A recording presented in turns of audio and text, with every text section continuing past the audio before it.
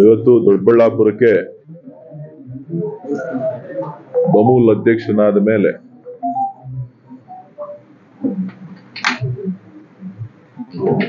ಈ ಭಾಗವನ್ನ ಭೇಟಿ ಮಾಡಿ ಇಲ್ಲಿರ್ತಕ್ಕಂಥ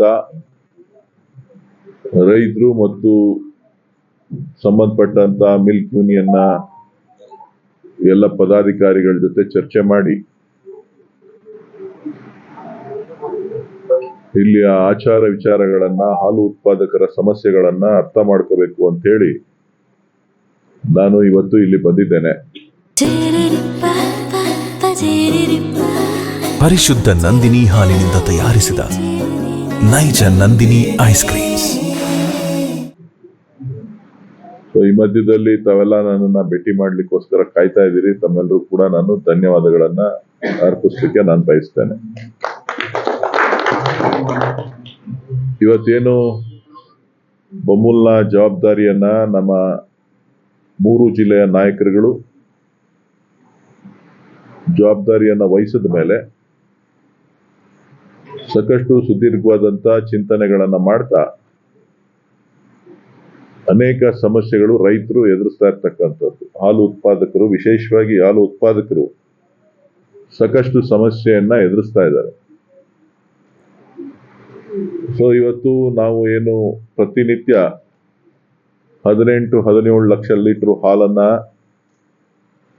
ನಮ್ಮ ಒಕ್ಕೂಟದಲ್ಲಿ ನಾವು ಪ್ರೊಕ್ಯೂರ್ ಮಾಡ್ತಾ ಇದ್ದೀವಿ.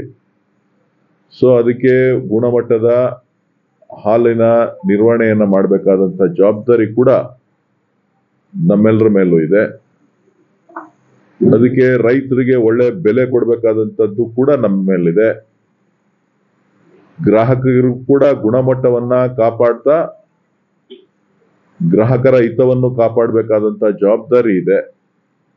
ಇದೆಲ್ಲ ಆಗ್ಬೇಕು ಅಂತ ಹೇಳಿದ್ರೆ ಈ ಒಂದು ಸಹಕಾರ ತತ್ವದಲ್ಲಿ ಬೆಂಗಳೂರು ಹಾಲು ಒಕ್ಕೂಟ ಎಲ್ಲರನ್ನೂ ವಿಶ್ವಾಸಕ್ಕೆ ತೆಗೆದುಕೊಂಡು ಇವತ್ತು ಏನು ಈ ಒಕ್ಕೂಟ ಸುಮಾರು 1965ರಲ್ಲಿ ಕೃಷ್ಣಪ್ಪನವರು ಇದನ್ನ ಚಾಲನೆಗೆ ಕೊಟ್ಟರು, ಅವತ್ತಿಂದ ಇವತ್ತವರೆಗೂ ಕೂಡ ಸಾಕಷ್ಟು ಮೈಲುಗಲ್ಲನ್ನ ಹಾಕ್ತಾ ಬಂದಿದೆ.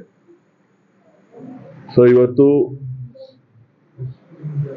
ವ್ಯವಸ್ಥೆ ಇದೆ, ವ್ಯವಸ್ಥೆಗೆ ತಕ್ಕಂತೆ ಮಾರುಕಟ್ಟೆಯನ್ನ ನಾವು ಕಾಂಪಿಟೇಷನ್ ಜಾಸ್ತಿ ಇದೆ ಮಾರುಕಟ್ಟೆನಲ್ಲೂ ಕೂಡ. ಬೇರೆ ಬೇರೆ ಖಾಸಗಿಯವರು ಮತ್ತು ಹೊರ ರಾಜ್ಯದ ಸಂಸ್ಥೆಗಳು ಕೂಡ ಎಲ್ಲ ಕಡೆ ಮಾರುಕಟ್ಟೆಯನ್ನ ಕ್ಯಾಪ್ಚರ್ ಮಾಡ್ತಾ ಇರೋದ್ರಿಂದ ಏನಾದ್ರೂ ಮಾಡಿ ಗುಣಮಟ್ಟವನ್ನ ಕಾಪಾಡ್ತಾ ರೈತರಿಗೆ ಒಳ್ಳೇದನ್ನು ಮಾಡಬೇಕು, ಜೊತೆಗೆ ಗ್ರಾಹಕರಿಗೂ ಕೂಡ ಒಳ್ಳೇದು ಮಾಡಬೇಕು ಅನ್ನೋಂಥ ಚಿಂತನೆಯಲ್ಲಿ ಇವತ್ತು ನಾನು ದೊಡ್ಡಬಳ್ಳಾಪುರ ಚಿಲ್ಲಿಂಗ್ ಸೆಂಟರ್ಗೆ ಮಾನ್ಯ ವೆಂಕಟರಮಣಪ್ಪನವರು, ರವಿ ಅವರು, ಈ ಭಾಗದ ನಿರ್ದೇಶಕರಂತ ಆನಂದ್ರವರು, ಅವರು ಕೂಡ ಹಿಂದೆ ನಮ್ಮ ಪಕ್ಷದಲ್ಲೇ ಇದ್ರು, KMFK ಅವರನ್ನ ನಿರ್ದೇಶಕರನ್ನು ಕೂಡ ನಾವು ಮಾಡಿದ್ವಿ. ತದನಂತರದಲ್ಲಿ ಅವರು ಕೂಡ ಈ ಬಾರಿ 2ನೇ ಬಾರಿ ಗೆದ್ದಿದ್ದಾರೆ. ಎಲ್ಲರ ಸಹಕಾರವನ್ನ ಪಡೆದು ಯಾವ ರೀತಿಯಾಗಿ ಪ್ರತಿ ವಿಭಾಗದಲ್ಲೂ ಕೂಡ ಒಂದು ಬದಲಾವಣೆಯನ್ನು ತರಬಹುದು ಅಂತಕ್ಕಂಥ ಚಿಂತನೆಗಳನ್ನ ನಾವು ಮಾಡ್ತಾ ಇದ್ದೇವೆ. ನಾನಾದ್ರೂ ಮಾಧ್ಯಮದ ಎಲ್ಲ ಸ್ನೇಹಿತರ ಮುಖಾಂತರ, ನೆರೆದಿರ್ತಕ್ಕಂಥ ಎಲ್ಲರ ಮುಖಾಂತರ ನಾನು ಮನವಿ ಮಾಡ್ತಕ್ಕಂಥದ್ದು ಇಷ್ಟೇ: ನಂದಿನಿ ಹಾಲು ಪರಿಶುದ್ಧವಾದಂತ ಹಾಲು. ನಂದಿನಿ ಹಾಲು ಕಡಿಮೆ ದರದಲ್ಲಿ ಸಿಗ್ತದೆ ಅಂತ ಹೇಳಿ ಯಾರು ಕೂಡ ಜಾಸ್ತಿ ಉಪಯೋಗಿಸೋದಿಲ್ಲ. ಸಾಕಷ್ಟು ದೂರುಗಳನ್ನ ಹೇಳ್ತಾರೆ. ನಾವು ಪ್ರಿಸರ್ವೇಟಿವ್ಸ್ ಹಾಕ್ತು ಅಂತ ಹೇಳಿದ್ರೆ ನಾವು ಸೆಲ್ಫ್ ಲೈಫ್ ನ ಜಾಸ್ತಿ ಕೊಡ್ಬೋದು. ನಾವು ಜನರ ಆರೋಗ್ಯದ ದೃಷ್ಟಿಯಿಂದ ಅವತ್ತು ಸಿಕ್ಕಂತ ಹಾಲನ್ನ ಅವತ್ತೇ ಮಾರುಕಟ್ಟೆಗೆ ಕೊಡ್ತಕ್ಕಂತ ವ್ಯವಸ್ಥೆಯನ್ನ ಈ ದೇಶದಲ್ಲಿ ನಾವು ಇಟ್ಕೊಂಡಿದ್ದೇವೆ.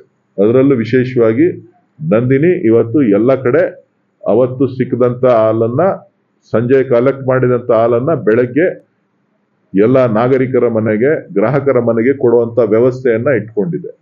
ಹಾಗಾಗಿ ಒಂದು ಪರಿಶುದ್ಧವಾದಂತ ಹಾಲನ್ನ ಬಳಸ್ತಕ್ಕಂಥದ್ದಕ್ಕೆ ಎಲ್ಲರೂ ಕೂಡ ಮಾಧ್ಯಮದವರು ಆದಿಯಾಗಿ ಎಲ್ಲರೂ ಕೂಡ ಸಹಕಾರವನ್ನ ಕೊಡಬೇಕು. ಹೆಚ್ಚು ಹಾಲನ್ನ ಬಳಕೆ ಮಾಡಿ ಬೇರೆ ಹಾಲುಗಳು ನಾವು ಕೂಡ ಅವರಿಗೆ ಬೇರೆ ಬೇರೆ ರೀತಿಯಲ್ಲಿ ಕಾಂಪಿಟೇಷನ್ ಕೊಡ್ಲಿಕ್ಕೆ ಅವಕಾಶ ಇದೆ. ಆದ್ರೆ ಆರೋಗ್ಯ ಬಹಳ ಮುಖ್ಯ. ಆರೋಗ್ಯಕರವಾದ ಹಾಲು ಮಕ್ಕಳಿಗೆ ಮತ್ತು ಎಲ್ಲರಿಗೂ ಕೂಡ ಪ್ರೋಟೀನ್ ಸಿಗಬೇಕು ಅಂತಕ್ಕಂಥ ಉದ್ದೇಶದಿಂದ ನಾವು ಕೆಲಸವನ್ನ ಮಾಡ್ತಾ ಇದ್ದೇವೆ. ಇವತ್ತು ನಮ್ಮ ಸಾಕಷ್ಟು ಉತ್ಪನ್ನಗಳಿದೆ.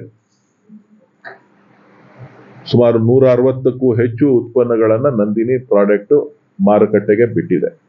ಆದ್ರೆ ಇವತ್ತಿನವರೆಗೂ ಕೂಡ 160 ಪ್ರಾಡಕ್ಟ್ಗಳಿದೆ ಅಂತ ಹೇಳಿ ಸಾರ್ವಜನಿಕರಿಗೆ ಗೊತ್ತಿಲ್ಲ. ಸೊ ಇದನ್ನ ಪರಿಚಯ ಮಾಡಿಸುವಂತ ಕೆಲಸ ಕೂಡ ಇವತ್ತು ನಮ್ಮೆಲ್ಲರ ಮೇಲೆ ಇದೆ. ರೈತರ ಹಿತ ಕಾಪಾಡಬೇಕು ಅಂತ ಅಂದ್ರೆ ನಾವು ನಿಮ್ಮೆಲ್ಲರ ಸಹಕಾರ ಬೇಕಾಗ್ತದೆ. ಪ್ರತಿಯೊಂದು ಕುಟುಂಬದಲ್ಲೂ ಕೂಡ ಇವತ್ತು ನಂದಿನಿ ತುಪ್ಪ ಇವತ್ತು ತಿರುಪತಿಗೆ ನಾವು ಹೆಚ್ಚು ಸಪ್ಲೈಯನ್ನ ಮಾಡ್ತಾ ಇದ್ದೇವೆ. ದೇಶ ವಿದೇಶಗಳಲ್ಲಿ ಸಪ್ಲೈ ಮಾಡ್ತಾ ಇದ್ದೇವೆ. ಸೊ ಯಾರೋ ಕೆಲವರು, ನಾನು ಕಳೆದ ಒಂದೂವರೆ ತಿಂಗಳಿಂದ ನಾನು ಅಧ್ಯಕ್ಷನಾದ ಮೇಲೆ ಸುದೀರ್ಘವಾಗಿ ಅನೇಕ ಮಾರುಕಟ್ಟೆಯವ್ರ ಜೊತೆ ವ್ಯಾಪಾರಸ್ಥರ ಜೊತೆ ಮಾತನಾಡಿದ್ದೇನೆ. ಹೋಟೆಲ್ ಅಸೋಸಿಯೇಷನ್ ಅವ್ರ ಜೊತೆ ಮಾತನಾಡಿದ್ದೇನೆ. ನಮ್ಮ ಅಧಿಕಾರಿಗಳ ಹತ್ರ ಮಾತನಾಡಿದ್ದೇನೆ. ಸಾಕಷ್ಟು ವಿಚಾರಗಳನ್ನ ನಾನು ಮಾತನಾಡಿದ್ದೇನೆ. ಮಾತನಾಡುವಂತ ಸಂದರ್ಭದಲ್ಲಿ ಕಳಪೆ ಗುಣಮಟ್ಟದ ವಸ್ತುಗಳು ಇವತ್ತು ಹಾಲಿಗೆ ಬೆರಕೆ ಆಗಿ ಬೇರೆ ಬೇರೆ ಪದಾರ್ಥಗಳು, ಪನ್ನೀರು ಕಡಿಮೆಗೆ ಸಿಗುತ್ತೆ ಅಂತ ಹೇಳ್ಬಿಟ್ಟು ಪನ್ನೀರನ್ನ ಎಲ್ಲರೂ ಕೂಡ ಇಲ್ಲಿ ನೀವು ಪ್ರತಿನಿತ್ಯ ನೀವು ತಗೊಳ್ತಾ ಇದ್ದೀರಿ. ಬೇರೆ ಬೇರೆ ಕಂಪನಿಗಳಿಗೆ ಖಾಸಗಿ ಕಂಪನಿಗಳಿಗೆ ಸೇರಿ. ಆದ್ರೆ ಆ ಕಂಪನಿಗಳ ಗುಣಮಟ್ಟ ಇದೆಯಾ, ಬೆಲೆ ಕಮ್ಮಿ ಆಗಿದ ತಕ್ಷಣನೇ ನೀವು ಅದನ್ನ ಆಯ್ಕೆ ಮಾಡ್ಕೊಂಡಿದ್ದೆ ಆಯ್ತು ಅಂತ ಅಂದ್ರೆ ನೀವು ಅದರಿಂದನೇ ಆಸ್ಪತ್ರೆಗೆ ಹಣವನ್ನ ಒದಗಿಸ್ಬೇಕಾಗ್ತದೆ. ಆಸ್ಪತ್ರೆಗೆ ಹೆಚ್ಚೆಚ್ಚು ಹಣವನ್ನ ಖರ್ಚು ಮಾಡ್ಬೇಕಾಗುತ್ತೆ. ಕಾಯಿಲೆಗಳು ಬರ್ಲಿಕ್ಕೆ ಸಾಧ್ಯ ಆಗ್ತದೆ.